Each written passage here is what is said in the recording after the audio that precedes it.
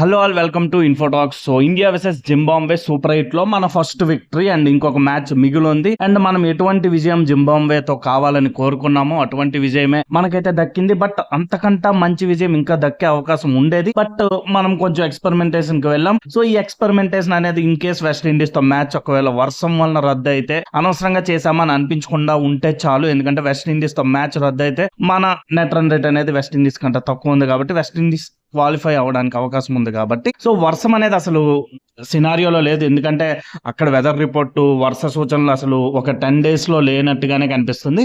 But ఎందుకో social మీడియాలో ఇలాంటివన్నీ నెగిటివ్స్ కూడా కనిపిస్తుంటాయి కాబట్టి దానికోసం కూడా జస్ట్ ఇక్కడ మెన్షన్ చేశాను. సో ఓవరాల్ గా అయితే మాత్రం మనం వెస్ట్ ఇండీస్ తో మ్యాచ్ జాగ్రత్తగా ఆడి గెలిస్తే చాలు, మనం వెళ్ళిపోతాం సెమీఫైనల్ కి. ఇన్ కేస్ వెస్ట్ ఇండీస్ గెలిచినా కూడా వాళ్ళు సెమీఫైనల్ కి వెళ్ళిపోతారు.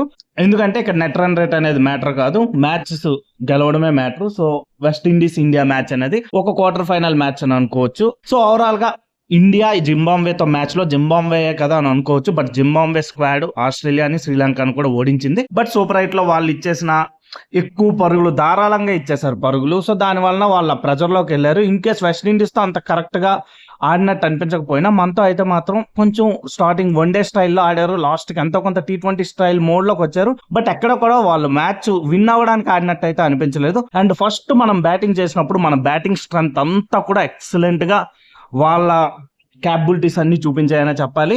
అండ్ ఇందులో ముఖ్యంగా మెచ్చుకోవాల్సింది అంటే అందరికంటే కొంచెం తక్కువ స్ట్రైక్ రేట్ ఉంది సంజు శాంసన్ది.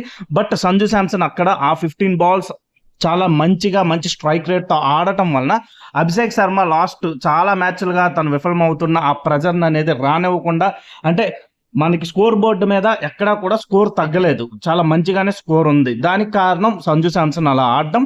అభిషేక్ శర్మకి కుదురుకోవడానికి కొంచెం టైం చాలా మంచిగా వచ్చింది. వన్స్ అభిషేక్ శర్మ కుదురుకున్నాక సంజు శాంసన్ అవుట్ అయినా కూడా ఇషాన్ కిషన్ మళ్ళీ ఒక యాంకర్ రోల్ లా ఆడడం కనిపించింది. సో దాంతో అభిషేక్ శర్మ చాలా స్పీడ్ గా ఆడడానికి ఉపయోగపడింది. ఇన్ఫాక్ట్ అభిషేక్ శర్మకి వచ్చిన చాలా స్లోయెస్ట్ T20 50 ఇది అనుకోవచ్చు. బట్ ఏదైనా కూడా అభిషేక్ శర్మ ఫామ్ లోకి వచ్చాడు. సంజు శాంసన్ ఉంటేనే అభిషేక్ శర్మ చాలా బాగా ఆడతాడు అన్నట్టుగా అనిపిస్తుంది ఇప్పుడు. ఎందుకంటే వాళ్ళిద్దరు కాంబినేషన్ లోనే మంచిగా వస్తున్నాయి. ఇషాన్ కిషన్ అభిషేక్ శర్మ ఆడినప్పుడు ఎవరో ఒకరు అవుట్ అయిపోతున్నారు.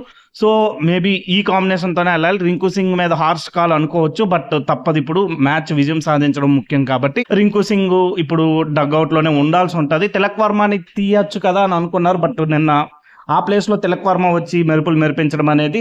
సో నెక్స్ట్ మ్యాచ్ కి అయితే తిలక్ వర్మకి కూడా ఛాన్స్ ఇస్తారు. ఇదే టీమ్ విన్నింగ్ కాంబినేషన్ కాబట్టి పక్కాగా దీంతోనే ముందుకెళ్తారని నాకైతే అనిపిస్తుంది. అండ్ బౌలింగ్ ఇంకొంచెం బాగా చేసి ఉండాల్సింది. శివం దుబేకి కొంచెం ఆ 2 overs ఇవ్వడం అనేది కొంచెం అంత మంచిగా అనిపించలేదు. And Shivam Dube 120 km/h fast bowling చేసినప్పుడు బ్యాటింగ్ ఆల్రౌండర్ అని చెప్పుకోవడం కరెక్ట్ కాదు అనిపిస్తుంది నాకు.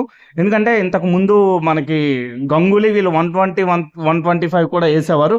బట్ ఆ లైన్ అండ్ లెంత్ పర్ఫెక్ట్ గా వేసేవారు. బట్ శివం దుబే ఎక్కడ కూడా లైన్ అండ్ లెంత్ వేయలేదు. లాస్ట్ 2 matches లో చాలా ధారాళంగా పరుగులు ఇచ్చేసాడు. అండ్ అంతకు ముందు మ్యాచెస్ లో ఇచ్చినా కూడా ఒక 9 runs/over ఇచ్చేవాడు.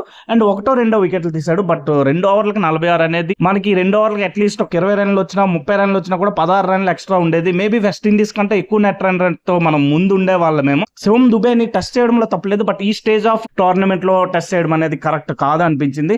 సో ఓవరాల్ గా అయితే comfortable victory. And west Indies తో మనం జాగ్రత్తగా గెలిస్తే చాలు, నెట్ రన్ రేట్ అనేది ఇంకా సినారియోలో లేదు. సో మనం మ్యాచ్ గెలిస్తే మనం సెమీస్కి వెళ్తాం, వెస్ట్ ఇండీస్ మ్యాచ్ గెలిస్తే వెస్ట్ ఇండీస్ సెమీస్కి వెళ్తుంది. And India is the team, definitely A team నైనా బీట్ చేయగలదు.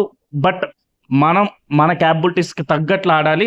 సో నిన్న అది గట్టిగానే చూపించాం. బుమ్రా చాలా బాగా బౌలింగ్ చేశాడు, హార్దిక్ పాండ్యా బౌలింగ్ చేశాడు, వరుణ్ చక్రవర్తి కూడా బౌలింగ్ చేశాడు. బట్ ఆ వికెట్ ఓవర్ ద వికెట్ అనేది కరెక్ట్ గా బౌలింగ్ వేయట్లేదు. వికెట్ టు వికెట్ వేస్తే వరుణ్ చక్రవర్తికి వికెట్స్ వచ్చే ఛాన్స్ ఎక్కువ ఉంటుంది, బట్ అది చేయట్లేదు వరుణ్ చక్రవర్తి. సో బౌలింగ్ కోచ్ ఎవరైనా ఉంటే వరుణ్ చక్రవర్తికి అది చెప్పాలి. సో ఓవరాల్ గా అయితే కంఫర్టబుల్ విక్టరీ. అండ్ మళ్ళీ ఒకసారి ఆశలు చిగురించే ఫుల్ పాజిటివ్ సీట్ లో కూర్చోబెట్టింది టీమిండియా మనల్ని కూడా.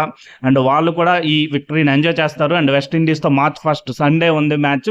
ఆ మ్యాచ్ లో ఎవరు విజయం సాధిస్తే వాళ్ళే సెమీస్కి వెళ్తారు. అండ్ సెమీస్ స్కోర్ చాలా ఉత్కంఠగా ఉండబోతుంది. ఎందుకంటే న్యూజిలాండ్ 99% సెమీస్కి వచ్చే ఛాన్స్ ఉంది. సో పాకిస్తాన్ కి 1% ఛాన్స్ ఉంది.